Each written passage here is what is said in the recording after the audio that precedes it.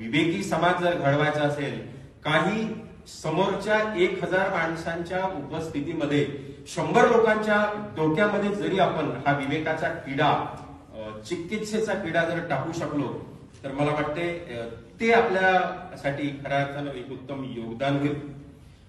आपल्या सगळ्यांच्या एक लक्षात येतं की मानवी समाजात मानवी जीवन आणि संवाद हा अतिशय महत्वाचा विषय आहे. माणसाच्या आदिम अवस्थेपासून जेव्हा संवादाला सुरुवात झाली नव्हती, भाषा विकसित झाली नव्हती, मग संवाद थांबत होता का? संवाद थांबत नव्हता. संवादाची माध्यमं वेगळी होती. जेव्हा आदिम अवस्थेमध्ये माणूस दऱ्या खोऱ्यांमध्ये, कपाऱ्यांमध्ये टोळी करून राहत होता, तेव्हाही आपल्याला लक्षात येते की माणसांचं काम थांबत नव्हतं. हावभावाची भाषा, हातवाऱ्यांची भाषा तेव्हा अतिशय प्रभावी होती. तो एका वेगळ्या पद्धतीने माणसाने माणसाशी केलेला एक प्रकारचा संवादच होता. पण संवादाशिवाय माणसाचं जगणं पुढे जाऊ शकत नाही. मग आपण तर सार्वजनिक जीवनात आहोत. असं म्हटलं जातं की ज्याला ज्याचा मुद्दा उत्तम पद्धतीनं समजावून सांगण्याची कला अवगत आहे, ती माणसं कधीही अयशस्वी होत नाही. वराडी भाषेत सांगायचं झाल्यास बोलणाऱ्याचे बोंड खपतात, बोलके बोंड जास्त, बोलणाऱ्याचे बोंड खपतात आणि न बोलणाऱ्याचं काहीही ओरिजिनल माल सुद्धा खपत नाही.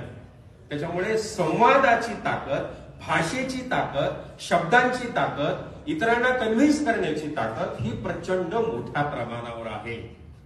शब्द हे एका बाजूला मार्केटिंगचं स्वरूप घेऊन येतात, शब्द हे एका बाजूला क्रांतीची बीज घेऊन येतात, शब्द हे एका बाजूला माणसं पेटवण्यासाठी कामात येतात, शब्द दुसऱ्या बाजूला माणसांमधल्या त्याच्या डोक्यातल्या वेगवेगळ्या क्रिटिकल फॅकल्टी उघडण्याचं सुद्धा काम करतात.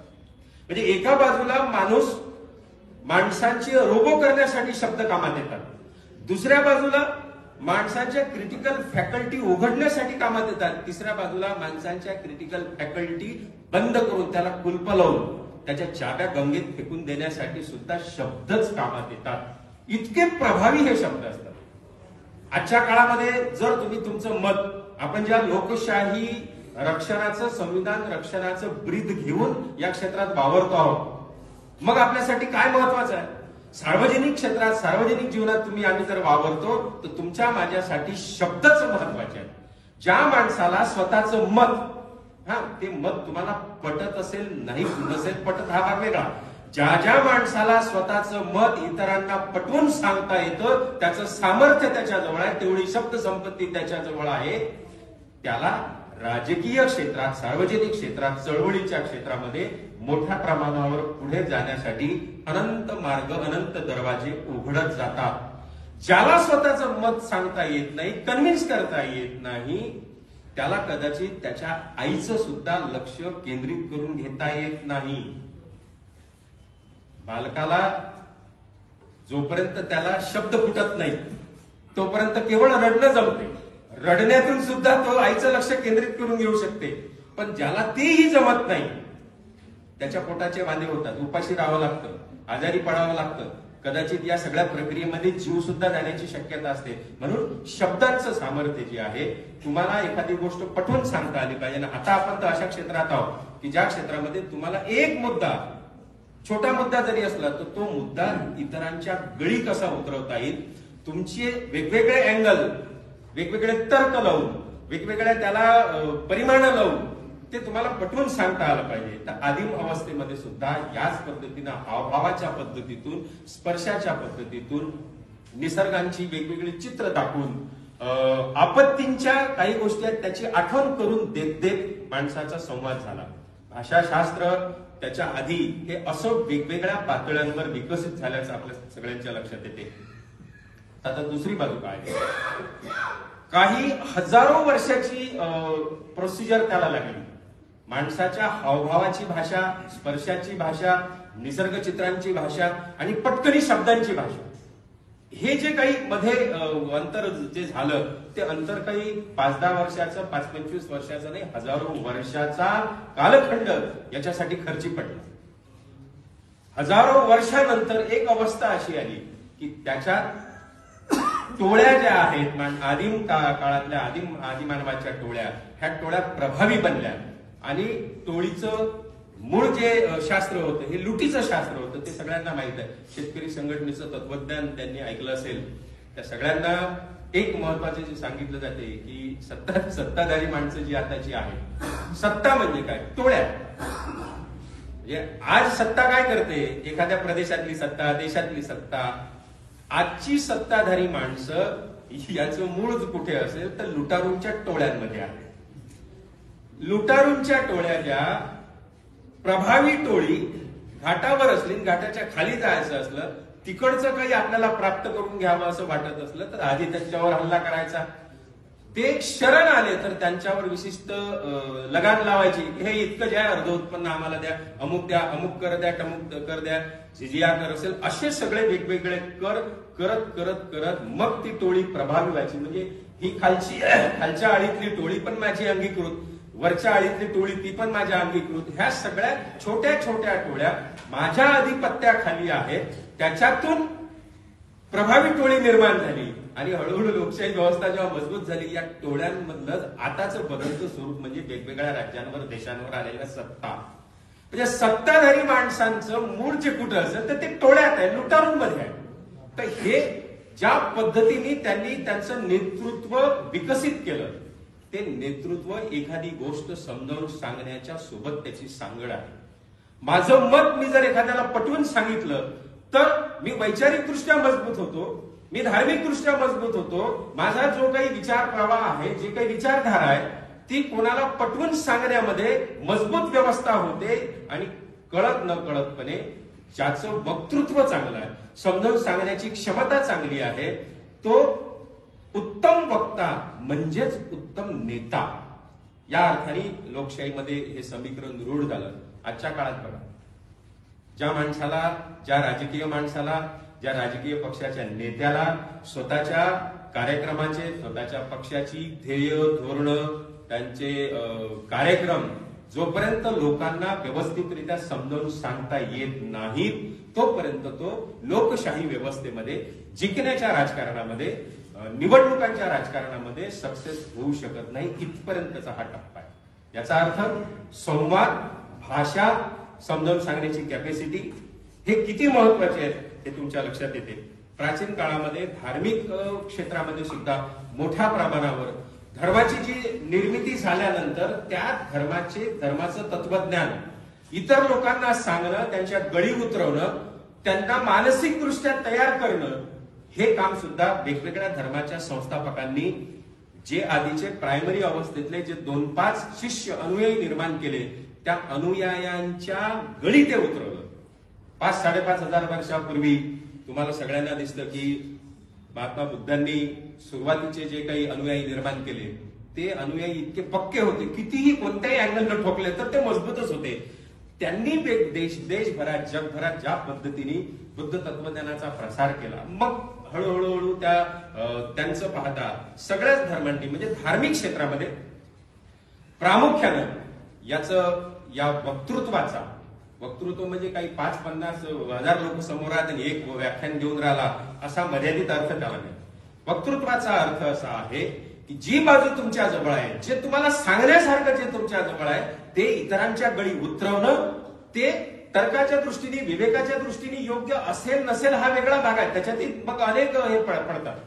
भारतामध्ये, आपल्या देशामध्ये किंवा जगभरामध्ये मूलतत्ववादी जे काही विचारसरणी आहे, फंडामेंटलिस्ट जे आहे, सनातनवाले जे आहेत, एका बाजूला सनातन असणारे, दुसऱ्या बाजूला इस्लामिक मूलतत्ववादी जे असतील, ते ज्या पद्धतीने सांगतात समजावून, ते विचार तुम्हाला पटत न पटो, पण तेही विचार सुद्धा माणसांच्या गळी व्यवस्थितपणे उतरवले जाऊ शकतात.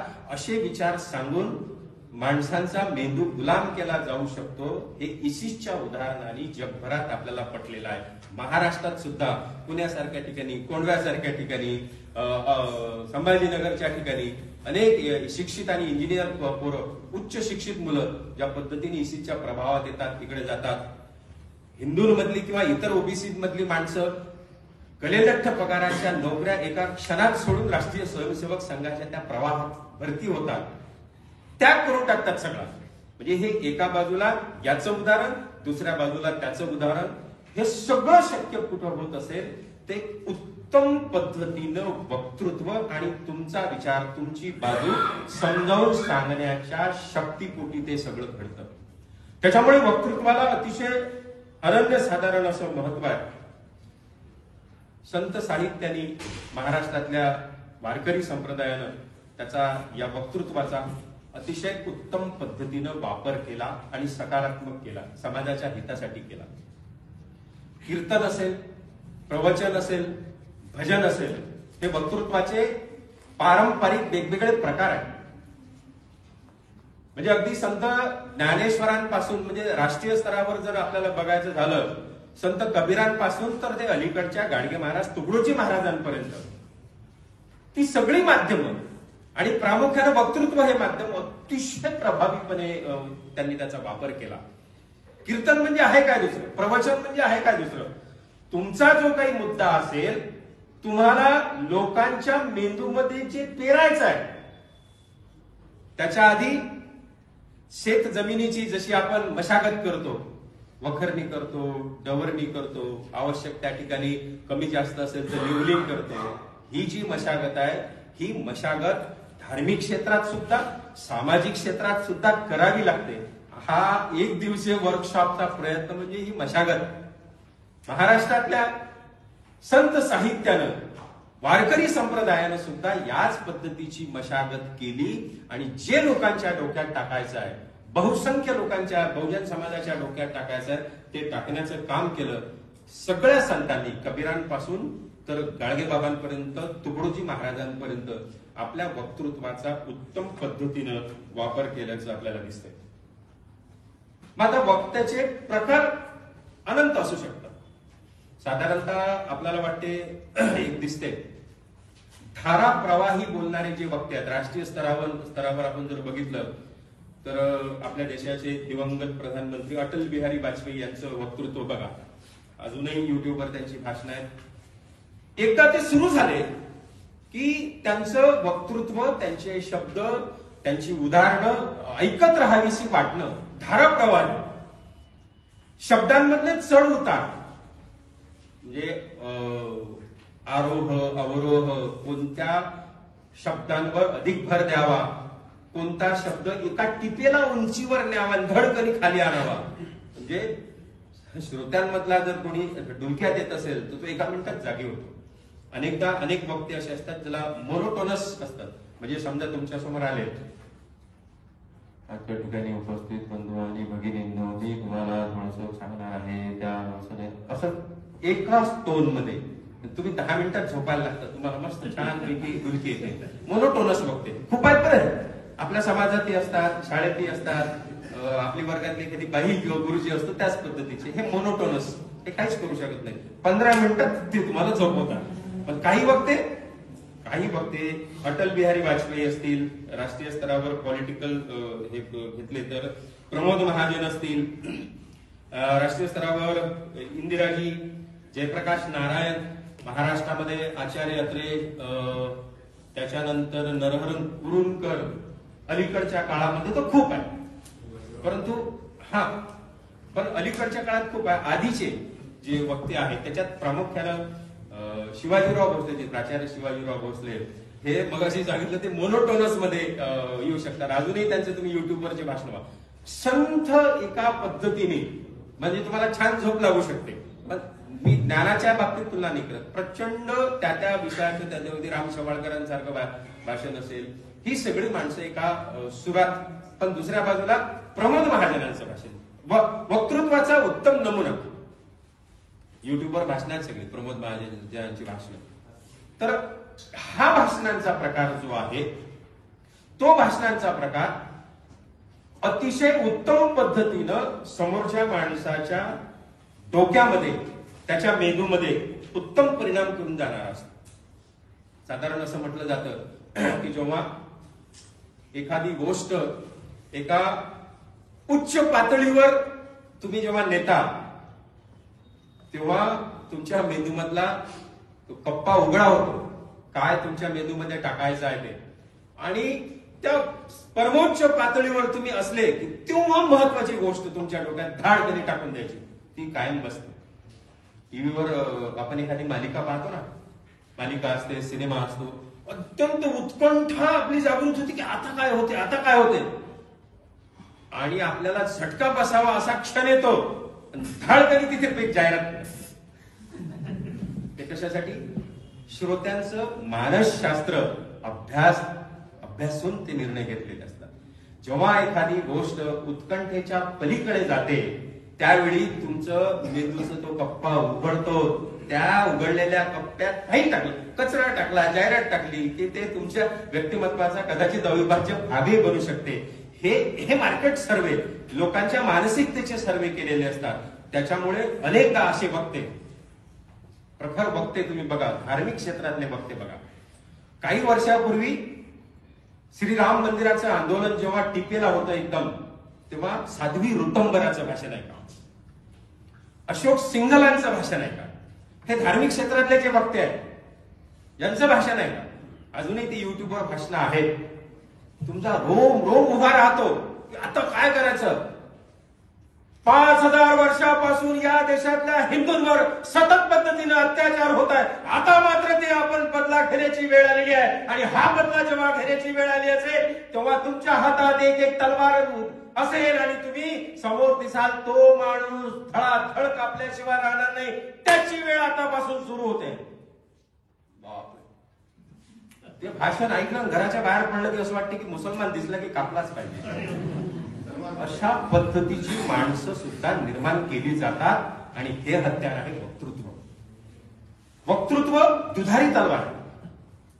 वक्तृत्व एखाद्याचा विवेक जागृत करू शकते. वक्तृत्व एखाद्याच्या विवेकाचा शेंडा सुद्धा कापू शकते की तुम्ही आयुष्यभर विवेकाने विचार करू शकता. म्हणून आपल्याला सार्वजनिक क्षेत्राचे वक्तृत्व वापरायचं आहे.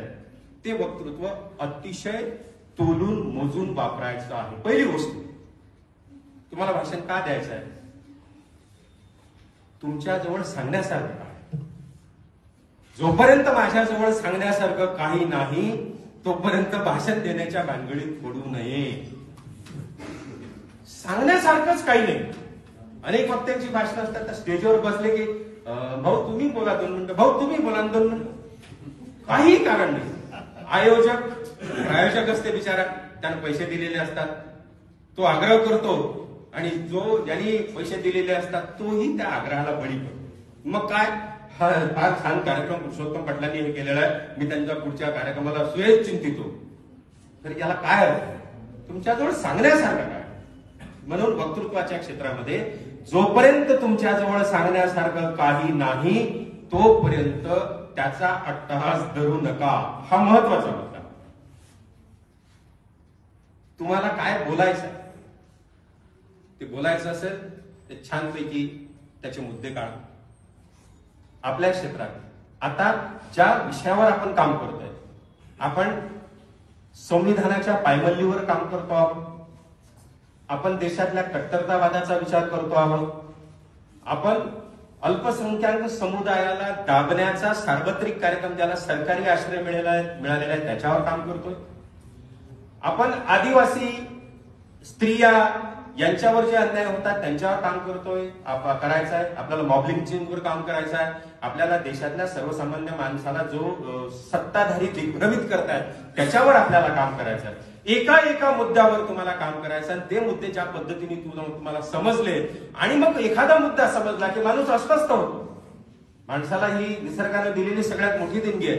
तुम्ही एखादं पुस्तक वाचलं तर 2 दिवस तुम्ही, दिवसभर, 3 दिवस, 4 दिवस आपापल्या बौद्धिक मजदुराप्रमाणे तुम्ही अस्वस्थ होता. वेदना तुमच्यात होतात की साला हे कोणाला तरी सांगितलं पाहिजे. एखादं पुस्तक असते, एखादा सिनेमा असतो, एखाद्याच्या जीवनात घडलेली घटना असते, याचा अर्थ सांगण्यासारखं तुमच्याजवळ काही आहे. तुम्ही कवी मनाचे असाल तर धडधड धडधड कविता लिहून टाकाल. तुम्ही लेखक आहात, गद्य लिहिता तर तुम्ही एखादा लेख लिहून टाकाल.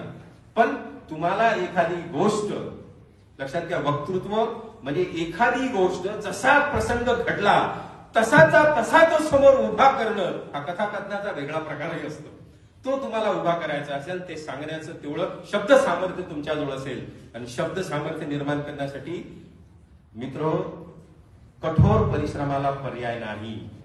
तुम्ही जेवढं जास्त वाचन कराल तेवढं जास्त संपत्ती तुमची होईल. तुम्हाला मराठीत भाषण करायचं आहे, मराठीतली पुस्तकं वाचलीच पाहिजेत. आणि गेल्या 8-10 वर्षात इन्क्लूड मी आपल्या सगळ्यांचं वाचनाचं प्रमाण अत्यंत कमी झालेलं आहे. मग शब्दांची पुनरावृत्ती, शब्द एका शब्दाचे अधिक पर्याय आठवतच नाही. त्याच्यामुळे ज्याला पुढच्या दृष्टीने उत्तम वक्ता बनायचा आहे, किमान वक्ता बनायचा आहे, त्याच्याजवळ अधिक शब्द संपत्ती असली पाहिजे. जोपर्यंत शब्द संपत्ती तुमच्याजवळ नाही तोपर्यंत शब्दांचे रिपिटेशन तुम्ही टाळणार नाही. एकच शब्द वारंवार त्यात येतो. भाषा तुमची अतिशय सोपी, सहज, सामान्य लोकांना समजावी अशी असली पाहिजे. तुम्ही ज्या मॉब समोर जाता, ऑडियन्स कोणता आहे तुम्ही विद्यार्थ्यांच्या समोर बोलताय. 1 ते 5, 1ली ते 5वी या विद्यार्थ्यांसमोर तुम्हाला एखादं भाषण द्यायचं आहे आणि तुम्ही या शिबिरामध्ये जळजळ शब्दाचं जे काही शिकले असाल ते जर बोलायला लागले तर पोरं जांभया द्यायला लागतील किंवा पोरांमध्ये चुळबुळ वाढतील. मुलांमध्ये बोलायचं आहे तर तुम्ही जसे पालक म्हणून तुमच्या घरी तुमच्या लहान मुलाशी जसे वागता, याचा अर्थ बोबडे बोलता तसं बोलू नये. तुमच्या मुलाशी जसे वागता त्याच्यासाठी तुम्हाला घोडा व्हावं लागतं, त्याच्या पातळीवर यावं लागतं. त्या पद्धतीने मुलांच्या बौद्धिक पातळीवर तुम्हाला यावं लागेल. म्हणजे ते जे वर्ग 1 ते 5 जे शिकले त्याच्यातल्या छोट्या एखाद्या उदाहरणापासून तुम्हाला सुरुवात करावी लागेल. त्यांचे मित्र म्हणून तुम्हाला सुरुवात करावी लागेल. तुम्ही कॉलेजमध्ये गेला युथ समोर आहे. कॉलेजच्या सभांमध्ये किंवा कॉलेजमध्ये असं म्हटलं जातं, अनेक कॉलेजची अशी ख्याती असते की आमच्या कॉलेजमध्ये कितीही शहाणा वक्ता असो ना, त्याची हुर्री उडत नाही असं होतच नाही. त्याची फजिती करून छोटी वक्त्याला गुंडाळावं लागते की एवढे बोलून मी माझे भाषण संपवतो. याचा अर्थ तुम्ही त्या ऑडियन्सशी एकरूप होत नाही, ऑडियन्सशी प्रतवारी करून तुम्ही पुढे जात नाही. युथ समोर बोलताना तुम्हाला युथच्या एखाद्या उदाहरण पासून सुरुवात करावी लागेल, त्याच्या पातळीवर येऊन पुढे जावं लागेल. पाल्हाळ न लावता व्याख्यान तुम्हाला करता आलं पाहिजे. 5 मिनिटाचं, 10 मिनिटाचं. मला वाटते की उत्तम वक्ता बनण्याची पहिली शिडी जर कोणती असेल तर पहिले तुम्हाला स्टेज डेअरिंग तुम्हाला आलं पाहिजे. अनेक माणसं आहेत, 5-50 लोक बसले आणि बोलायला लावले तर 50 लोकांना गुपचूप बसवतील. इतके वेगवेगळे मुद्दे मांडतील, पण कुठं खाली 50 लोकांमध्ये.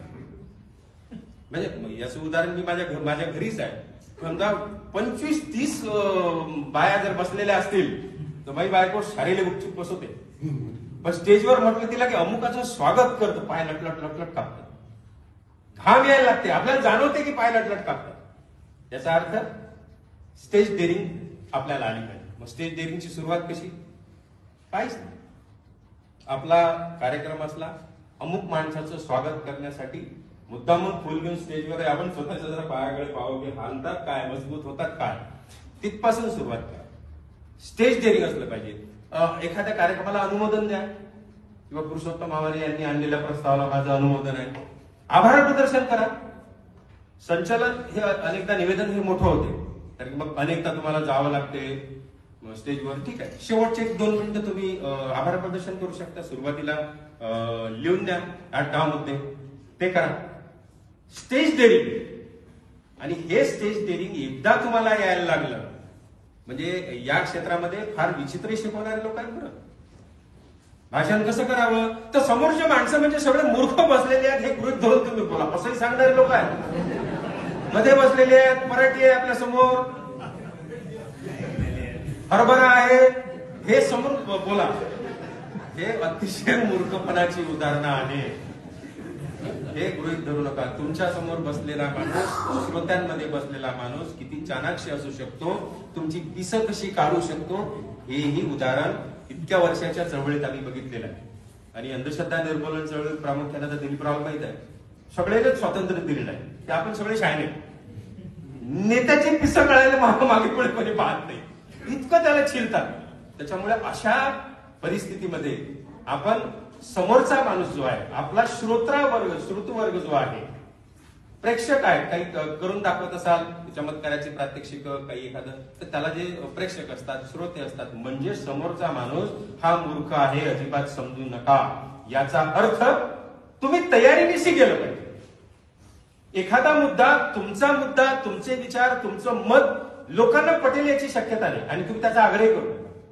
तुमचं आजच्या काळात विवेकवादी तुम्ही कार्यकर्ता असाल, लोकशाहीत तुम्ही काम करत असाल, तर तुमचं प्रतिपादनच असलं पाहिजे की मी जे काही बोलतो आहे त्या बोलण्यावर 100% तुम्ही भरोसा ठेवा, विश्वास ठेवा, असं मी म्हणत नाही, हा माझा दावा सुद्धा नाही. मी जे काही बोलतो आहे त्याचे जे काही तुम्हाला संदर्भ देतो आहे ते व्यक्तिगत जीवनात तपासून घ्या आणि जर तुम्हाला वाटलं तर तुम्ही अंगीकार करा, नंतर आपण चर्चा करू.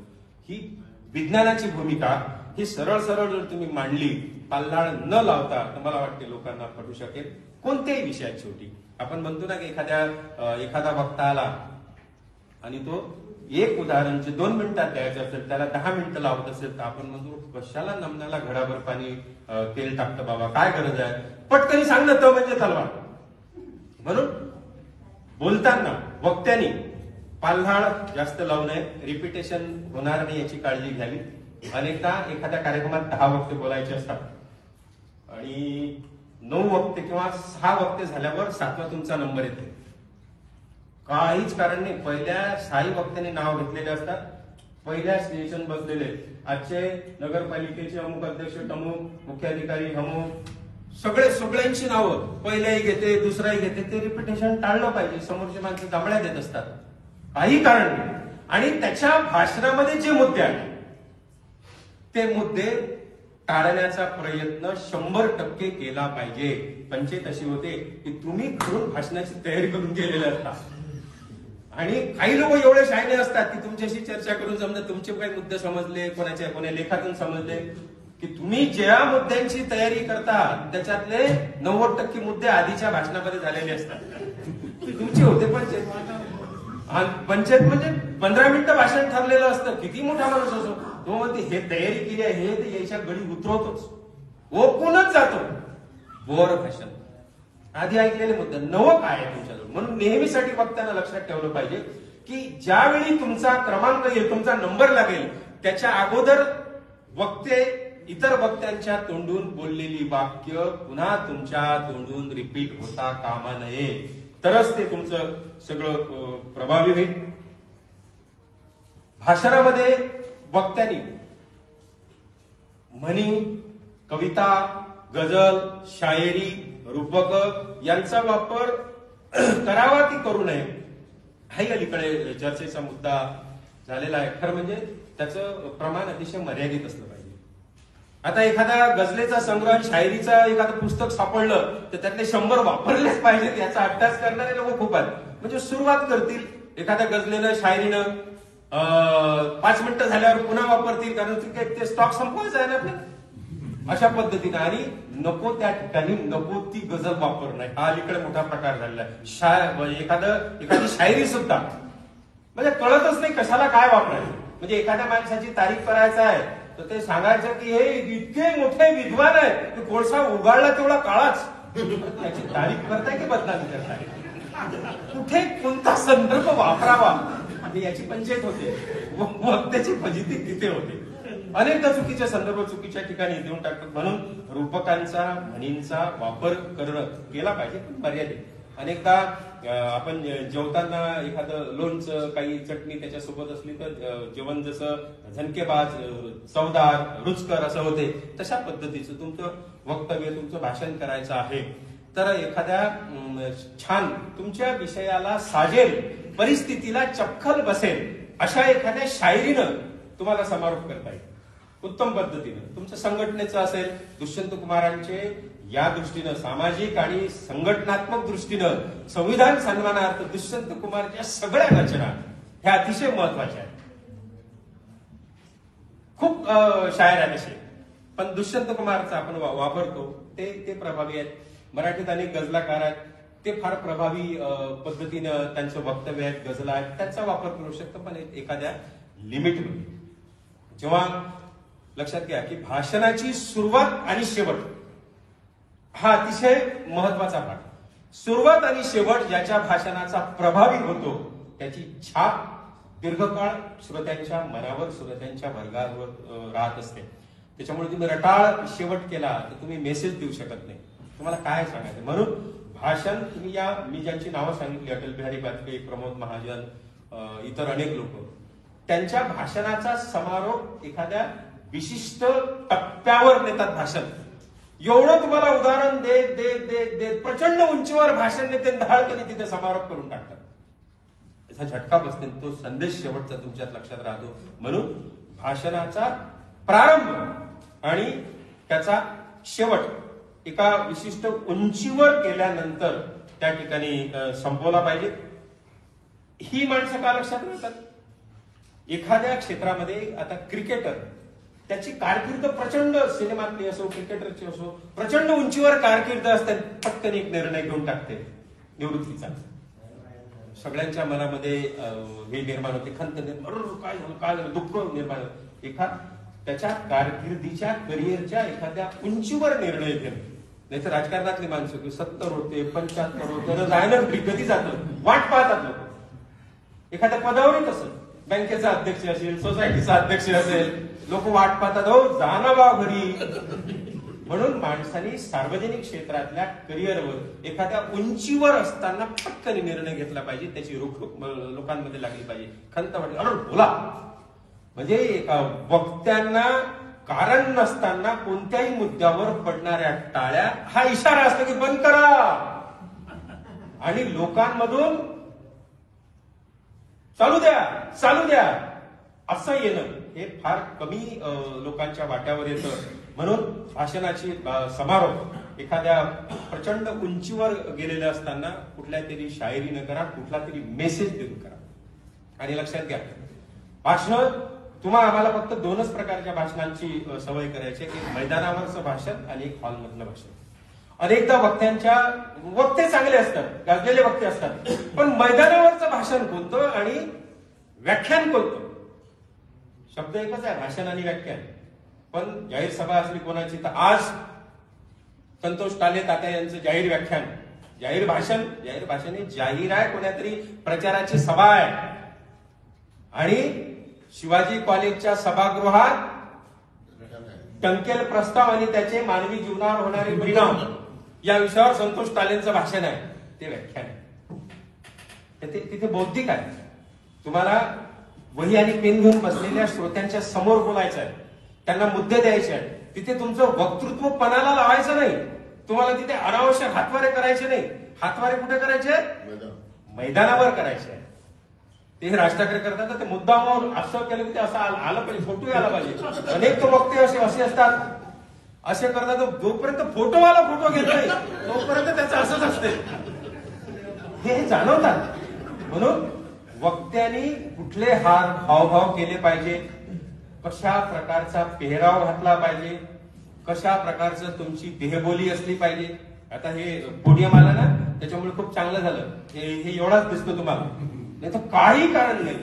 माईक असतो समोर आणि ते माईक करत असताना आल्याबरोबर पब्लिक समोर पॅन्ट त्याच्या खाली असतो, पॅन्ट हे करतील, खिशात हात घालतील, इकडे तिकडे कारवाया करत राहतील, खाजवत राहतील.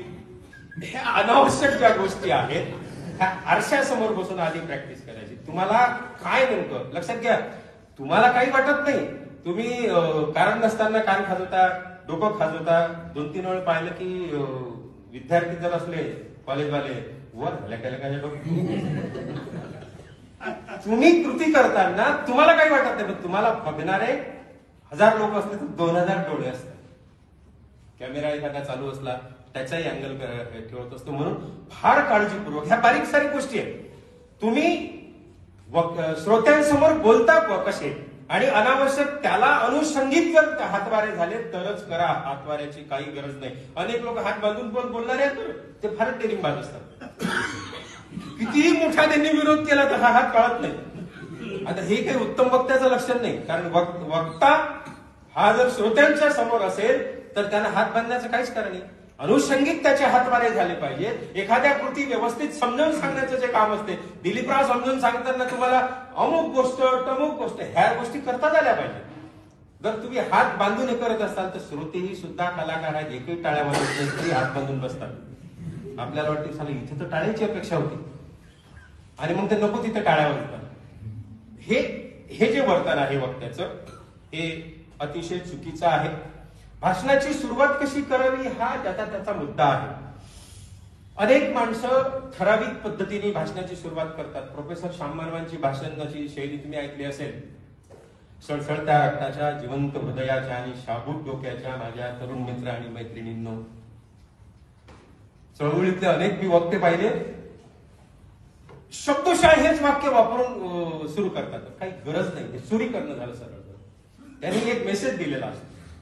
अनेक समाजवादी चळवळीतले, जन आंदोलनातले नेते भाषणाची सुरुवात करतात. साथियो, साथी म्हणून, सहकारी मित्र हो, सभ्य स्त्री पुरुष हो, बंधू आणि भगिनींनो, अशा अनेक गोष्टी असू शकतात. सामाजिक क्षेत्रामध्ये व्याख्यानाची सुरुवात करणारे अनेक लोक आहेत, ते करू शकतात. महाकारुणिक तथागत इथपासून सुरुवात करतात. कोणी दिलीपरावांनी सुरुवात केली, दिवसा गाव लक्ष झाडून रात्री समाजाच्या मेंदूमधला अंधश्रद्धांचा कचरा साफ करणारे कर्मयोगी गाडगे बाबा. आणि मग त्या नमनाला घडाभर तेलात कधी कधी 25 महापुरुषांची नावं घेतात. लोकांना वाटते की भाषण आता चालू झालं की संपण्यात आलंय.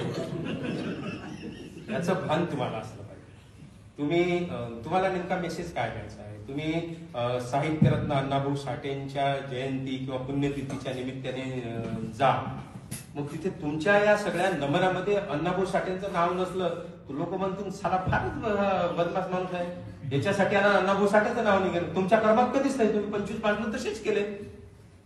काही गरज नाही. तुम्ही एक साचा ठरवून टाका. तुम्हाला प्रबोधनाच्या क्षेत्रात काम करायचं आहे, वारंवार बदला, काही गरज नाही. प्रबोधनाचे मानदंड तुम्ही मानून ठेवलेले आहेत. विदर्भात आपण काम करतो, गाडगे बाबांशिवाय तुमचं भाषण सुरूच होऊ शकत नाही. तुकडोजी महाराजांच्या आठवण घेतल्याशिवाय सुरूच होऊ शकत नाही. फुले शाहू आंबेडकरांचा महाराष्ट्र या 3 महामानवांचं स्मरण केल्याशिवाय तुम्ही पुढेच जाऊ शकत नाही. मग या सगळ्यांचं नाव घेता घेता खूप नाव होतात. मग तुम्हाला थोडक्यात कला वापरता येते. ज्यांनी ज्यांनी बहुजन समाजासाठी रक्ताचं पाणी केलं, हाडाची काळं केली, त्या सर्व महामानवांच्या स्मृतीस विनम्र अभिवादन करून पुढे जातो. असंही करता येईल. त्याच्यामुळे भाषणाची सुरुवात किती नावं घेऊन केली पाहिजे याचे काहीही मापदंड नाहीत. हे प्रासंगिक भान तुम्हाला ठेवायचं आहे. गाडगे महाराजांच्या जयंतीत गाडगे बाबांचं नाव घेतलंच पाहिजे. तुकडोजी महाराज किंवा जे जे प्रासंगिक आहे ते प्रासंगिक तुम्हाला ते तेवढं भाव असला पाहिजे की तात्काळ त्याची सुरुवात कशी करावी. चढत्या क्रमाने मुद्दे साधारणतः तुम्ही खुलवत नेले पाहिजे. ज्या विषयावर तुम्हाला जितका वेळ भेटला, सगळ्यात महत्वाचं उत्तम वक्त्याचं हे लक्षण आहे की त्यांनी वेळ काटेकोरपणे पाळली पाहिजे. आता उपस्थितांमधून, शिबिरांमधून जाणीवपूर्वक आपण एखाद्याला जास्त वेळ देतो, दिलीपरावला दिली की हा मुद्दा अधिक खुलवा, ते ठीक आहे. पण जेव्हा आपण व्याख्यानाला जातो, कोणत्यातरी संस्थेच्या कार्यक्रमाला जातो, कॉलेजमध्ये सुद्धा एखाद्या विद्यार्थ्याला जर सांगितलं की 5 मिनिटात बोल, 5 मिनिटात बोलता आलं नाही. काही खूप मोठे वक्ते मी पाहिले 2 तास त्यांचं फ्रेम केलेलं असते आणि 2 तासात 1.5 तासानंतर श्रोते 75% श्रोते उठून गेले तर चालतात, पण 2 तासाचं फ्रेम केलेलं आहे ना, तेवढं बोललोच पाहिजे. नाही करटेल करत. हे भान तुम्हाला असलं पाहिजे. तुम्हाला एखादी गोष्ट काळ आधी कॅसेटचा काळ होता, माहिती आहे का तुम्हाला? त्या कॅसेट ते पेनानं गुंडाळत होतो येते. त्याच्यानंतर सीडी आल्या. सीडीचा अर्थ काय? Compact disk. कॉम्पॅक्टचा अर्थ आहे गोळीबंद. तुम्ही वर्तमानपत्र वाचत असाल, मी गेली 30 वर्ष वर्तमानपत्राच्या क्षेत्रात काम करतो. आधी प्रत्येक वर्तमानपत्रामधली एक बातमी, या बातमीची शब्दसंख्या 200 ते 250 असं होती. म्हणजे एका पेजवर साधारणतः 10 ते 12 बातम्या, फोटो जर असला तर 7-8च बातम्या एक पेज होत होतो. आता काळ असा आला की एका पेजवर 25 बातम्या बसल्याच पाहिजे. 150-200 शब्दाची बातमी 60 शब्दामध्ये झाली पाहिजे. जी गोष्ट तुम्हाला 2500 शब्दामध्ये सांगता येते, ती गोष्ट 250 शब्दात सांगण्यास सुरुवात झाली, आणि जी 250 शब्दात सांगता येते ती 25 शब्दात सांगता आली पाहिजे. याला म्हणतात कॉम्पॅक्ट, गोळीबंद वाक्यरचना. मग ज्याला एखादी गोष्ट 30 मिनिटाच्या भाषणात सांगता आली पाहिजे, त्यांनी 3 मिनिटातही सांगण्याचा प्रयत्न केला पाहिजे. आपण प्रसंगानुरूप त्या पद्धतीनं वागलं पाहिजे. नाही तर मग एखाद्या ठिकाणी प्रमुख वक्ता किंवा प्रमुख नेता येईपर्यंत आपल्याला उभं केलं जाते आणि आपण तर रट्टा मारून गेलेलो असतो की हे तर एवढं अर्ध्या तासाचं किंवा 15 मिनिटाचं आहे आणि 3 मिनिटातच तो नेता येते. मग आपलं आजच्या कार्यक्रमाचे अध्यक्ष अमुक अमुक तमुक तमुक तो नेता आला, याबरोबरच मी माझं भाषण संपवतो. येते ना वेळ अनेकदा. थोडी पद्धत तुम्हाला कसं बोलता येईल त्याचे मुद्दे तुम्हाला काढता येईल की पहिली सुरुवात कशी करायची. बघा, अभ्यासाशिवाय प्रकट होणं हे व्यर्थ आहे. सध्याच्या काळात हा शुद्ध मूर्खपणा आहे. तुम्हाला ज्या विषयावर बोलायचा आहे, जो संदेश द्यायचा आहे, जी गोष्ट तुम्हाला अंडरलाईन करायची आहे, लोकांच्या मेनू मध्ये गेल्यावर अंडरलाईन करायची आहे, ते तुम्हाला त्याचं प्लॅनिंग करता आलं पाहिजे. 5 मिनिटं बोलायचं आहे, 3 मुद्देच काढ. एक मुद्दा जर लिहिला तर एका मुद्द्याचं 5 मिनिटं विश्लेषण करता आलं पाहिजे. आणि विश्लेषण कसं करतात, एखाद्या गोष्टीची फोड कशी करतात हे जर ऐकायचं असेल तर गावातल्या रामायण महाभारत अलग अलग पोथ्या लागतात की नाही तुमच्या घरी, त्या पोथ्यांचं फोड करणाऱ्या माणसांकडे बघा, बारीकतेचा अभ्यास करा. अतिशय सुंदर उदाहरण असते त्यांचं. एक पाठ नसते, पाठ काही करायची गरज नाही, समोर घेतलेले नसते. हरिविजय रामविजय जे ग्रंथ आहेत, वर्षानुवर्ष त्याच्यावर निरूपण करतात. एक शब्द आला की एका शब्दावर 10 मिनिटं 15 मिनिटं. मग आपल्याला लक्षात की मुद्दे कसे असतात. मराठी विषयात कुणी MA झालं असेल, कुणी BA झालं असेल तर मराठी विषयातल्या माणसाला माहित आहे की मुद्द्यांवर कसं लांबत नाही असं कार्यक्रम. दुर्दैवाला म्हणजे आता तर मराठीत MA झाला आणि त्याला म्हटलं की बातमीसाठी 10 ओळी तू मराठीत लिहून दाखवतो, कठीण असते. पण ज्यांनी तो अभ्यास केलेला, ती प्रॅक्टिस केलेली असते की मुद्द्यांचा विस्तार कसा करत नाहीचा. म्हणून तयारीनिशी तुम्ही केलं पाहिजे. याच्यात काही फार भूषण नाही की मला स्टेजवर बोलावलं ना, ऐन वेळी मी बोललो, अरे टाळ्यांचा गडगडाट. टाळ्या फेकू, वाक्य तुम्ही जर फेकले, टाळ्या घेऊ तर टाळ्यांचा गडगडाट होणार आहे. परंतु मग काय होईल, कहा गए कहाणी क्या गए कुछ नाही. म्हणजे अनेकदा सत्यपाल महाराजांच्या कीर्तनाचं जे होते ते स्वतः खंत व्यक्त करून टाकतात आणि ते विनोदी असते प्रबोधन सगळं. तो म्हणते माझ्यापेक्षा तुम्ही बाकीचे लोक खूप बोलतात, गर्दी माझ्या यायला असते. पण इतका विनोद होते की जातानाही लोक विनोदच लक्षात ठेवतात. पूर्ण प्रबोधनाचा कचरा होतो. म्हणून तुम्हाला काय बोलायचं आहे, कारण शब्द तुमचं व्यक्तिमत्व सांगतात. हे शब्द एवढे प्रभावी असतात. अनेकदा माणसाचं व्यक्तिमत्व कसं आहे, तो बाह्य रचना त्याची कशी आहे त्याच्यापेक्षा त्याची बौद्धिक रचना कशी आहे हे जर समजून आपल्याला घ्यायचं असेल, 5 मिनिटं त्याच्याशी बोला. त्याचे शब्द, मांडणी, त्याचं ज्ञान त्याच्या व्यक्तिमत्वाचा आरसा असतो. स्पष्ट त्याची प्रतिमा दिसते. ती किती खोल पाण्यात आहे. कधी कधी असते ना, एखादा मस्त छान राज गुंडा हे ते असते आणि बोलताना इतका बोलतो, नमस्कार, अरे आपण बोलला नाही तर चांगला होता रे. हा बोलला नाही की हा जगाला चिंते असं आपण एखाद्या मित्राविषयी म्हणतो. आवाजात कधी होते, अनेकदा वक्त्याचा आवाज असा खर्जातला आवाज असा लागतो. आपल्याकडे पांडुरंग कोल्हे होते ना लोक, खर्जातला कार्यक्रमाचे अध्यक्ष असं आपण प्रयत्न केला की खर्जातला आवाज, त्याचा प्रॅक्टिस करता येते. प्रॅक्टिसने तुमचा आवाजाला खर्च लागू शकतो. पण प्रभावी आवाज असणं, प्रभावी आवाजासाठी मांडणी प्रभावी असणं, प्रभावी मांडणीसाठी प्रभावी शब्दरचना तुमच्या जवळ असणं, त्या प्रभावी शब्दरचनेसाठी कोणत्या शब्दावर भर द्यावा, कोणत्या शब्द किती अधोरेखित करावा याचं तुम्हाला भान असणं आणि सगळ्यात महत्वाचं घड्याळावर तुमचं लक्ष असणं हे उत्तम वक्त्याची लक्षणं आहेत.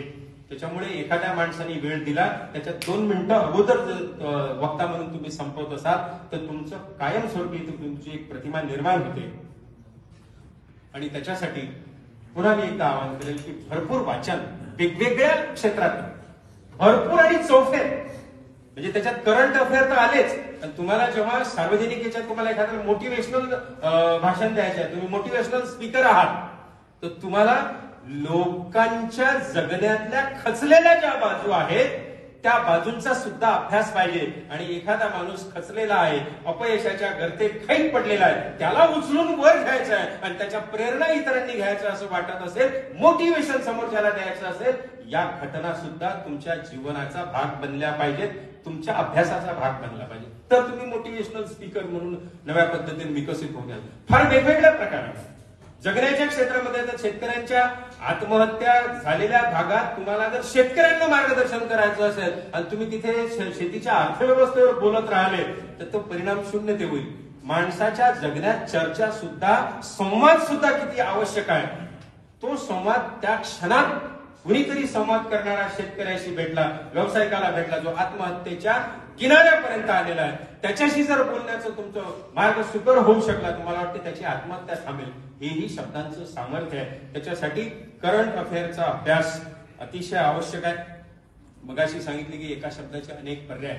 मराठी ही अशी सुंदर भाषा आहे, इतकी प्रभावी भाषा आहे, इतकी त्याला विविधांग आहे की त्या मराठीचे एका शब्दाचे 10, 12, 15 पर्याय आहेत. आपल्याला लक्षातच येत नाही. आम्हाला आव्हान आणि आवाहन यातलाही फरक कळत नसतो. या शिबिराला सर्व लोकांनी आवर्जून यावे असे आव्हान पुरुषोत्तम आव्हान यांनी केलं होतं. आव्हान म्हणजे काय, दंड ठोकरते काय? आव्हान म्हणजे चॅलेंज, आवाहन म्हणजे रिक्वेस्ट, विनंती, किंवा या शिबिराला उपस्थित राहावे असे आवाहन पुरुषोत्तम आव्हान यांनी केले आहे. म्हणून आव्हान आणि आवाहन यातला फरक जिथे मराठीत MA झालेल्या माणसांना, BA झालेल्या माणसांना कळत नसेल तर ते आपल्यासाठी अतिशय वाईट आहे आणि वक्ता म्हणून तो फारच बेकार. त्याच्यामुळे अनेकदा शब्दांचे गोंधळ होतात. चांगले चांगले शब्द, म्हणजे मी 10 वर्ष मंत्रालय कव्हर केलं, तिथे अनेक मंत्री, प्रामुख्याने अजितदादा सरकार, या आमदारांनी हे अमुक अमुक मांडलं, ही वस्तुस्थिती खरी आहे. वस्तुस्थिती म्हणजे फॅक्ट, ही वस्तुस्थिती खरी आहे. याच्या मागची पार्श्वभूमी अशी अशी आहे. अरे पार्श्वचा अर्थच तो आहे. याची पार्श्वभूमी अशी अशी आहे हे समजू शकतो. याच्या मागची पार्श्वभूमी अशी आहे, ही वस्तुस्थिती खरी आहे. मग आपला नेता तसा बोलतो तर मग बाकीचेही ज्युनियर राज्यमंत्री जे आहेत, आमदार आहेत, तो शब्द रुळतो की ही वस्तुस्थिती खरी आहे. मराठीचा जेवढा उत्तम पद्धतीनं सत्यानाश करण्याचे कार्यक्रम हे लोक करतात, तसा कार्यक्रम वक्त्याच्याकडून अजिबात अपेक्षित नाही. जाता जाता वक्ता लहान असो मोठा असो, त्यांनी श्रोत्याच्या विवेकाला हाक दिली पाहिजे. तुमचा हे टार्गेट पाहिजे. तुमचा टार्गेट ऑडियन्स काय, कोणत्या माणसाला कुठल्या विषयाच्या, मुद्द्याच्या, कुठल्या रचनात्मक कार्याच्या प्रभावात घ्यायचं आहे हे तुम्ही ठरवा. आणि जाता जाता तो महत्वाचा मेसेज त्याच्यात द्या, त्याच्या मेंदूत टाका. तो निश्चित दीर्घकाळपणे तुमच्या भाषणाचा अत्यंत प्रभाव त्याच्या सगळ्या जीवनावर राहील. वक्ता अनेकदा अनावश्यक हातवारे करतो, ते आपल्या लक्षात आलंच असेल. अनावश्यक हातवारे कृपया करण्याची कृपया करू नका, ते करण्याची गरज नाही. आणि पोशाखही फार चित्र घालण्याची गरज नाही. काहीच कारण नसताना ते एखादा संगीताचा डिस्कोचा कार्यक्रम असतो, चमचम चमते झब्बे घालून येतात, तो वक्ता, तो श्रोता तुमचं बोलणं ऐकायला येतो, त्या लाईटावर जे चमचमते त्याचा झब्बा, त्याच्याचकडे तो डिस्टर्ब होतो. काय बोलायचं याला. म्हणून पोशाख सुटसुटीत असला पाहिजे, काही गरज नाही. तो महागडा असला तर तो श्रोत्यांपैकी कोणीतरी येऊन तुमचा पोत नाही पाहत की काय मीटर आणला, काही गरज नाही. तुमच्या शब्दांमधून, तुमच्या मांडणीमधून, तुमच्या ज्ञानामधून तुमची श्रीमंती कळत जाते. त्याच्यामुळे पोशाख जे आहे ते पोशाख सहसा अत्यंत साधे असायला पाहिजेत. आणि मी तर म्हणतो प्रासंगिक जर असेल, युवकांसमोर बोलायचं आहे, छान टी शर्ट घालून जा, काही बिघडतं. ते हे पारंपरिक जे आहे ना, की पहिले पत्रकार असला तर तो पैजामा, नेहरू शर्ट, तो शबनम, काहीच गरज नाही. आता तर भिकारचोट समजतात की हा इकडे आला तर लोक गल्ली बदलत, हा पैसे मागते रे. काळानुसार त्याचे संदर्भ बदलले पाहिजे. त्याच्यामुळे काही गरज नाही. पत्रकार आहे तुम्ही कळकट मळकट तो झप्पा घातला पाहिजे, वक्ता आहे म्हणून तुम्ही तो झप्पा घातला पाहिजे, काहीच गरज नाही. प्रासंगिक आहे, युथ समोर बोलायचं आहे तर छान टी शर्ट घाला, एका विशिष्ट जसं आपण म्हणतो की जसा देश तसा वेश, अशा पद्धतीचा बदल जर आपण केला मला वाटते ते उत्तम पद्धतीने होईल. तुमचे बोल जे आहेत थेट माणसाच्या काळजाला भिडणारे असले पाहिजेत, ही आदर्श अपेक्षा आहे. परंतु सगळ्यांजवळ ती कदाचित ती शक्ती नसते, ते तयारी नसते. त्याच्यामुळे काही गरज नाही की तुम्ही जाणीवपूर्वक जोरानं आपण म्हणतो जनावरांसारखं अळलावलं पाहिजे, असं काही गरज नाही. जोरानं काहीच गरज नाही. एखाद्या शब्दात जोर द्यायचा द्या, पण जी गोष्ट स्मूथली उत्तम पद्धतीनं समजून सांगता येते त्याच्यासाठी यापुढे ही गोष्ट लक्षात ठेवा. सभागृहात असते बाबा, माईक बंद करून जरी बोलला तरी शेवटच्या माणसाच्या कानावर शब्द जाते, जाहीर सभेत नाहीये. त्याच्यामुळे अनावश्यक त्या ठिकाणी जोर देणं, हा आरोह अवरोह आवश्यक आहे. मगापासून बोलतोय आणि तात्या डुलक्या देतोय म्हणून मित्रांनो खटकनी जाणार ते ठीक आहे एखाद्या वेळी, पण शब्द तुमचे हृदयाला भिडणारे असले पाहिजेत, थेट त्याच्या काळजाचा ठाव घेणारे असले पाहिजेत. कारण व्यक्तिमत्व, वक्तृत्व, नेतृत्व आणि व्यक्तिमत्व हा एकामेकाशी कोरिलेशन यांचा आहे. आणि व्यक्तिमत्वाच्या क्षेत्रात असं समजलं जातं की आपण जसं स्वतःला समजतो तसंच घडत जातो. लहान मुलांना आपण एखादी गोष्ट शिकवतो, ते अनुकरण करतात आणि त्याच पद्धतीचं ट्रेनिंग, त्याच पद्धतीचं प्रोत्साहन आपण त्यांना दिलं तर ते घडत जातात. याचा उत्तम अभ्यासक डॉक्टर बाबासाहेब आंबेडकरांना होता. त्यांनी जेव्हा आपल्या सगळ्या अनुयायांना सांगितलं की जा लिहून ठेवा तुमच्या भिंतीवर, तुम्ही शासनकर्ती जमात मला व्हायचं आहे, हे वाक्य नसते. या लहान सहान वाक्यांमधून माणसं प्रेरणा घेतात, त्या दिशेने जाण्याचा प्रयत्न करतात, हालचाल करतात आणि मग एका उद्दिष्टाप्रत जाते होतात. म्हणून मानसिक क्षेत्रात असं सांगितलं जातं की जसे तुम्ही स्वतःला समजता तसे घडत जातात. तुम्ही स्वतःला एखाद्या ऑफिसचा पिऊन किंवा शिपाई समजत असाल तर आयुष्यभर तुम्ही त्याच्या पुढे जात नाही. मी या देशाचा, मी या महाराष्ट्राचा मुख्यमंत्री आहे, मी या जिल्ह्याचा कलेक्टर आहे असं समजा तुम्हाला का पैसे पडतात का? तुम्ही समजत असाल तर त्या दृष्टीने अभ्यास करत जाल, वाचत जाल. म्हणून त्या प्रेरणा मानसिक क्षेत्रात असं समजलं जातं की तुम्ही आतून जसं स्वतःला समजता तसं घडत जाता. व्यक्तिमत्व सुद्धा तुमचं तसं घडत जाते. म्हणून वक्तृत्व जसं पाहिजे त्याच पद्धतीचं नेतृत्व असते आणि नेतृत्व उत्तम घडवण्यासाठी तुमचं व्यक्तिमत्व त्या पद्धतीचं पाहिजे. आणि त्याची पहिली कसोटी जर उत्तम व्यक्तिमत्वाची असेल तर तुम्ही आयुष्यभर लहान सहान गोष्टीपासून तर अति मोठ्यात मोठ्या गोष्टीपर्यंत प्रचंड सकारात्मक असायला हवे. काही माणसं आहेत, आपले मित्र असतात, आजूबाजूला असतात, काही गोष्ट सांगितली तर नाही हे जमत नाही, पण ऐकून तर घे. म्हणजे मला खूप अनुभव आहे. मी जेव्हा कोरोना काळात सगळे दैनिक पटापट बंद होत होते तेव्हा मी छातील माती लावली, अजिंक्य भारत नावाचं दैनिक चालू केलं. 4 मित्राला सांगितलं, त्यांनी नाही जमत नाहीये. मी 2 वर्ष उत्तम पद्धतीनं चालवलं, 1 रुपया मला घाटा नाही. पुढे त्याला प्रायोजक पाहिजे असतात, आर्थिक सपोर्टर पाहिजे असतात, हा भाग वेगळा. सांगायचा अर्थ असं की तुमचे जवळचे मित्र, दूरचे मित्र, परिचिती प्रचंड नकारात्मक असतात. इतर लोक काय त्याची पर्वा न करता तुम्ही सकारात्मक.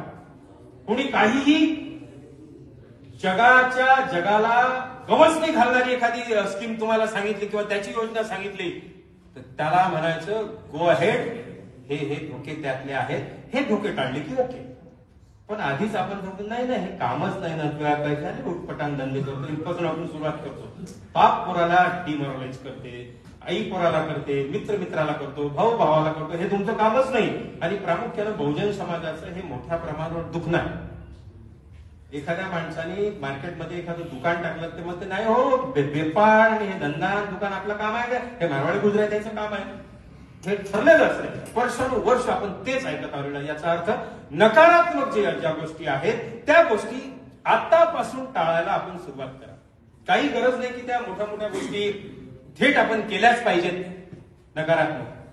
म्हणून उत्तम व्यक्तिमत्व होण्यासाठी ज्याचा मी सांगितलं की ते सगळं को रिलेशन तुमच्या माझ्यामध्ये वक्तृत्व, नेतृत्व आणि व्यक्तिमत्व यात आहे. त्याच्यामुळे तुम्ही जसे आहात तसे तुम्ही व्यक्त व्हायला पाहिजे. उत्तम व्यक्तिमत्व एखादा आहे. काही लोकांमध्ये ड्युएल पॉलिसी चा आजार जळलेला असतो. समजा मी नाही मी भ्रष्टाचारी आहे मुळात, समजा मला पैसे खायला आवडते, परंतु मला असा आजार जळलेला असतो की मी एखादी गोष्ट नाही आहे ते नाही असं सांगते. उदाहरणार्थ मी ज्या क्षेत्रात काम करतो, मी आधी माझ्यावरच लावतो सगळं, पत्रकारितेच्या क्षेत्रात 95% पाकिट पत्रकार आहे. मी अकोल्याचं नाही सांगतो, महाराष्ट्रात 95% पाकिट पत्रकारिता चालते. प्रचंड पैसे, 5% माणसांच्या बळावरती पत्रकारिता प्रामाणिक माणसं आहेत.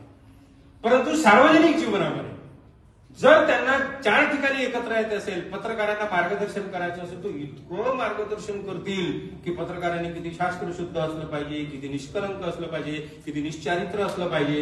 आणि दिवाळीच्या दिवशी याच्या घरी खंडीभर राजकीय नेत्यांचे गिफ्ट आलेले असतात. हे कुठल्या चारित्र्यात बसत नाही. तुम्हाला निष्कलंक चारित्र्यवान गोष्ट करायची असेल, मी सगळ्या भ्रष्टाचारातून मुक्त आहे, कोणत्याही पत्रकार परिषदेमध्ये दिवाळीचं गिफ्ट हे घेणं याचा अर्थ तुम्ही भ्रष्टाचाराला तुमची मान्यता आहे असा त्याचा अर्थ होतो. म्हणून अनेक वक्त्यांना अशी सवय असते दाखवण्याची सुद्धा, मी जे नाही ते दाखवणं सगळं. ही गोष्ट टाळली पाहिजे. कोणत्याही वक्त्याने तुमच्या व्यक्तिमत्वासाठी ते चुकीचं आहे, जे आहे ते दाखवा किंवा त्याच्यावर चर्चाच नका करू. काही काही लोक ते दुःखी नस आहे म्हणून त्याच्यावर चर्चाच करत नाही. टाळा आणि मग पुढे चला. वैचारिक भूमिका शेवटी हा सार्वजनिक क्षेत्रात काम करणाऱ्या माणसाचा प्राण असतो. जोपर्यंत तुम्हाला वैचारिक शेवटी पाखंड लोक सहन करत नाहीत. मी एखादी गोष्ट इथे सांगितली म्हणजे स्त्री पुरुष समतेवर मी प्रचंड इथे बोललो आणि घरी बायकोने गेल्याबरोबर चहा करून दिला नाही म्हणून तिच्या मुस्काटात हाणली, ही ह्या भूमिकेशी विसंगत गोष्ट आहे. खूप लोक असे स्त्री पुरुष स्वातंत्र्यावर स्टेजवरून 1-1.5 तास गप्पा मारणारे आणि स्टेजवरून उतरले नाही तर फोन करतो बायकोने शिवाय देते, तुला सांगितलं होतं ना की माझ्या भाषेने इतका असतं, समते गाडी घेऊन कोण नाही आली तू. अरे आपण काहीतरी करतो आहे, हे कुठंतरी परस्पर विरोधी आहे, विचारांच्या विरोधी जाते आहे. हे भान ज्या माणसाला असते मला वाटते त्याचं व्यक्तिमत्व कळत न कळतपणे निखरत जाते. त्याचा उजेड, त्याचा सुगंध इतर माणसांपर्यंत जातो. म्हणून दुर्दैवाने आजच्या कणाहीन माणसांच्या सुळसुळाटामध्ये आपल्यापासून आपण सुरुवात केली पाहिजे. आपण अशा क्षेत्रात काम करतो की जे क्षेत्र काही आपल्याला देत नाही. म्हणजे तुमच्या खिशाला लागला असेल तर खारच लागला असेल. अशा शिबिरांपासून, अशा कार्यक्रमांपासून खूप मोठी मोठी माणसं आहेत, ती सुद्धा खिशाला खार लावून ही कामं करतात. पण उद्दिष्ट जर मोठं ठेवायचं असेल तर अशा पद्धतीचे कामं आपण आहोत असं दाखवून. मी फार काही व 30 मार्का नाही, मी काही फार मोठा लीडर नाही, पण मला वाटतं की शिबिराचं काम आहे. माझ्याकडे केवळ फक्त हे पॅड प्रत्येकाकडे वाटण्याचं काम तेवढं मी करतो. आणि तारीफ, उत्तम व्यक्तिमत्व जर तुम्हाला घडवायचं असेल तर सहसा स्तुती पाठकांचा मेळा आजूबाजूला होऊ देऊ नका. स्पष्ट स्तुती करणाऱ्या एखाद्या माणसाला सांगा, मित्र हात जोडतो, माझी स्तुती मला पटत नाही, करू नको. अरे पण मी जर चांगला असेल तर हे मला का सांगतं? तू दुसऱ्याला सांग ना. मी वाईट असेल तर मला सांग. मी वाईट असेल, माझ्या व्यक्तिमत्वात काही चुका काढायच्या असेल ते मला येऊन माझ्याजवळ येऊन सांग. मी जर चांगला असेल तर ते जगाला सांग. त्याच्यामुळे समोर तोंडावर, दुर्दैवाने तोंडावर तारीफ करणाऱ्यांची एवढी संख्या आहे. एखाद्यानं एखादी टळाट जोडणारी कविता सादर केली आणि खाली येऊन बसला, पहिल्यांदा त्याच्या बाजूचा त्याला म्हणतात व्हेरी गुड भाऊ, काहीच नाही ना, त्याला तसंच ठेवतं काय? तू दुरुस्त झाला पाहिजे ना. तू त्याचा हितचिंतक असेल तर सांग की गळ्या मेहनत करायची तयारी आहे, अजून गरज आहे बरं. भाषण असेल, कविता असेल, जे काही असेल प्रयत्न. म्हणून आजूबाजूला या कणाहीन माणसांचा वावर अधिकाधिक होणार नाही याची काळजी आपण सगळ्यांनी घेतली पाहिजे. सर्वात महत्वाचं तुमचं उत्तम व्यक्तिमत्व होण्यासाठी, मी माझ्या विषयावर भरकटलो नाही, वक्तृत्व, नेतृत्व, व्यक्तिमत्व. जर तुम्हाला वाटते की तुमचं उत्तम व्यक्तिमत्व घडायला पाहिजे तर आयुष्यामध्ये न पटणाऱ्या व्यक्तींचा आणि विचारांचा सन्मान करायला शिका. न पटणारे व्यक्ती, विचार या जगातून संपले पाहिजेत असं तुम्हाला जेव्हा वाटेल तेव्हा तुम्ही गोडसे ते पानसरे या हत्याकांडाचे भाग व्हा. शेवटी ही माणसं, यांचे विचार, न पटणारी माणसं जगात आहेत, ती विचारधारा जगात आहे. म्हणून न पटणाऱ्या माणसांचा, विचारांचा सुद्धा सन्मान करता आला पाहिजे. मला नाही पटत, काही आवश्यक नाही. घरातही एकामेकाचे विचार पटत नाहीत, आई वडिलांचे पटत नाहीत, भावाभावांचे पटत नाहीत. आपण जे निर्भयपणाचं युनिट चालवतो, काही आवश्यक नाही. सिनियर माणसाची मतं वेगळी असतात, ज्युनियर माणसाची मतं वेगळी असतात. न पटणाऱ्या विचारांचा सुद्धा सन्मान करणं हे भारतीय लोकशाहीला अधिक मजबूत करणं आहे. लक्षात, हा पाया आहे, त्याचा गाभाच आहे. ज्या लोकांना असं वाटते की मला न पटणारी माणसं किंवा न पटणारे विचार माझ्या सभोवताली जगातच नाही राहिली पाहिजे, त्या माणसांना दुर्दैवाने भारतीय संस्कृतीचा विसर पडलेला असतो. इथली जे काही हिंदू धर्म असेल, सनातन धर्म असेल, या सनातन धर्माचा, भारतीय संस्कृतीचा एक 7-8 हजार वर्षापूर्वीचा इतिहास काय सांगतो. आद्य शंकराचार्य आणि चार्वाकांची परंपरा, ज्यांचे डिबेट, खंडन मंडन, वादविवाद, चर्चा जेव्हा समोरासमोर चालायच्या, हे काय सांगतो. शंकराचार्य कट्टर आपलं मत, वैदिक मत लोकांवर लादणारे किंवा मांडणारे आणि ते सगळी व्यवस्था नाकारणारे, देवांचं अस्तित्व नाकारणारे, आत्म्याचं अस्तित्व नाकारणारे, वेदांचं अस्तित्व नाकारणारे चार्वाक. या चार्वाकांची, शंकराचार्यांची चर्चा, मंडन खंडन जिथे खुलपणाने होत होतं, ते सगळे भारतीय संस्कृती आपला आदर्श आहे. आनो भद्रा क्रतवो यंतु विश्वतः, साऱ्या विश्वातून उदात्त विचार माझ्याकडे येऊ द्या, अशी आपली संस्कृती ही माणसं विसरतात. या माणसांना याही संस्कृतीचा परिचय, त्याची आठवण करून देण्याची गरज या निमित्ताने आहे.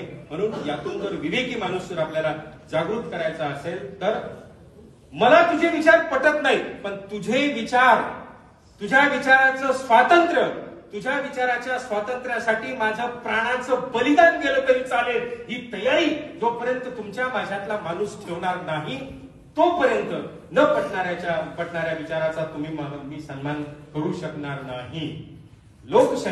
लोकशाहीमध्ये प्रत्येक गोष्ट तुम्हाला पटली पाहिजे असं नाही. मला नाही पटत, तुम्हाला नाही पटत, असंख्य माणसांना पटत नाही.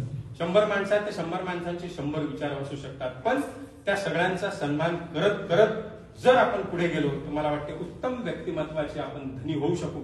शेवटी व्यक्तिमत्व तुम्हाला पाहिजे कशासाठी, हाही मूळ विचार.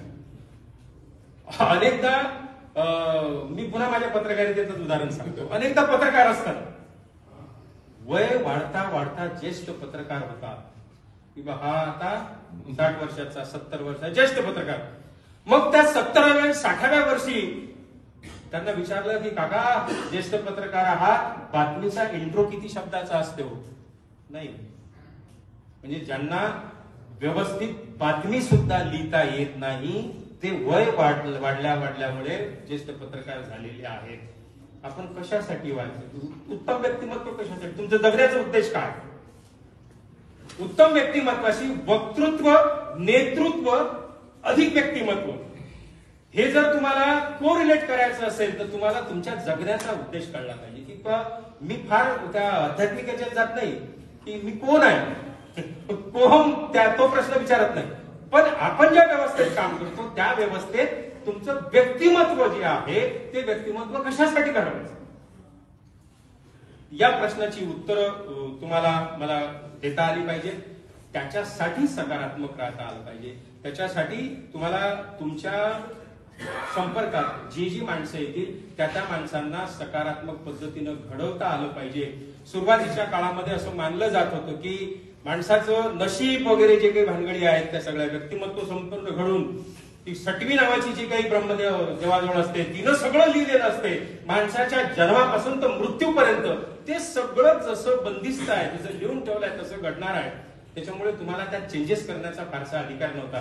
पण गेल्या अनेक वर्षात 2-250 वर्षामध्ये आपण पाहतो सगळ्या क्षेत्रामध्ये प्रचंड संशोधन झालं, मानसशास्त्रात संशोधन झालं. सुरुवातीला असं समजलं जात होतं की जे माणसाचा स्वभाव आहे तो स्वभाव बदलता येऊ शकत नाही, माणसाच्या मेंदूमध्ये जे जाते ते कायमस्वरूपी राहते. आता 25-30 वर्षापूर्वी बालमानसशास्त्र असं सांगते की वयाच्या 0 ते 6 या वयोगटामध्ये जे तुमच्या मेंदूत टाकलं जाते ते तुमच्या व्यक्तिमत्वाचा अविभाज्य भाग बनते. संस्कारक्षम जे वय म्हणतो ते हे वय, ते या वयामध्ये तुमच्या माझ्या मेंदूमध्ये काय काय टाकलं जातं, या वयामध्ये तुमच्या माझ्यामध्ये कळत नकळतपणे आई वडिलांकडून, सराउंडिंग आजूबाजूच्याकडून जातीय संस्कार, धार्मिक संस्कार, विखाराचे संस्कार, अंधश्रद्धांचे संस्कार, हे सगळे संस्कार टाकले जातात. ते पुढे तुम्ही उत्तम जेव्हा माणूस म्हणून व्हाल, व्यक्ती म्हणून व्हाल, ते तुमच्या व्यक्तिमत्वाचा अविभाज्य भाग बनते. तुमच्या माझ्यामध्ये वेगळंपण काय आहे हे तुमचं व्यक्तिमत्व अधोरेखित करणार आहे. जर तुम्ही लाखो आहात, 1,00,000 माणसांची लाईन अशी येत आहे एका ठिकाणी आणि तुम्ही लाखांमधून एक झालात, तुमचं काहीही वैशिष्ट्य नाही, तुम्ही त्या उलटपणे तोडणारे असाल. 1,00,000 माणसं एका रांगेने चालले, तुम्ही मात्र उलट्या दिशेने येत आहात. 1,00,000 माणसांचे 2,00,000 डोळे तुमच्याकडे चालले की हा साला पागल कोण आहे, आम्ही 1,00,000 माणसं इकडे चालवून हा प्रवाहाच्या विरुद्ध चालतो. तुमच्यात वैशिष्ट्य काय, तुमच्यात धारिष्ठ आहे, तुमच्यात धमक आहे, तुमच्यात शक्ती आहे तेवढी, तुम्ही वैचारिक दृष्ट्या मजबूत आहात. म्हणून शारीरिक दृष्ट्या माणसं मजबूत होण्यापेक्षा वैचारिक दृष्ट्या जोपर्यंत माणसं मजबूत होणार नाही आणि वैचारिक दृष्ट्या एकदा माणूस मजबूत झाला की ते उत्तम व्यक्तिमत्व होईल. म्हणून मला जगायचं कशासाठी, तुमचं एकट्याचं जे आहे, असं म्हटलं जातं की स्वतःचं पोट कुत्रे भरते, 4 घरी जाऊन खाऊन परत येतो, त्याचं नाव कोणी काढत नाही. माणसाचं नाव यासाठी काढतात की माणसं मागे काहीतरी ठेवून जातात आणि आपल्या संपर्कात येणाऱ्या सगळ्या माणसांच्या आयुष्यात काहीतरी सुगंध पसरून जातात. तुमचं नाव लोकांनी का काढावं, किंवा संतोष टाले असे होते, ते पुरुषोत्तम आवारे तसे होते, सुधीर ढोणे असे होते, का काढावं तुमचं नाव? तुम्ही पैसेवाले होते, गर्भश्रीमंत होता, तुम्ही राजकीय नेता होतात म्हणून, तुम्ही पुरणपोळीचं जेवण दरवर्षी लोकांना देत होतात म्हणून, तुम्ही जाहिराती लोकांना वाटत होता म्हणून तुमचं नाव का काढावं समाजाने? मी समाजाचा अर्थ मराठा माळी हे समाजाने लोकांनी तुमचं नाव का काढावं, त्याच्यासाठी तुमचं उत्तम व्यक्तिमत्व घडता आलं पाहिजे.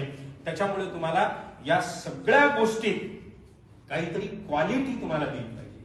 आणि क्वालिटी ही तुमच्या पैशानं, गर्भश्रीमंतीनं येत नाही, तुमच्या वैचारिक बांधणीनं क्वालिटी येऊ शकते. आणि त्याच्यासाठी अशा शिबिरांचा वक्ता, उत्तम नेता आणि उत्तम व्यक्तिमत्वाचा धनी, हे जर एकत्रपणे एकामेकाच्या हातात हात घालून जे आहेत 3 टर्म जर चालत असतील तर त्या 3 टर्म त्याची समाप्ती ही भारतीय संविधानाच्या मजबूतीनं रक्षणातच होऊ शकते, तो कोण्या व्यक्तीकडे जाऊ शकत नाही. अशा पद्धतीचा विचार सुद्धा आपल्याला करावा लागेल.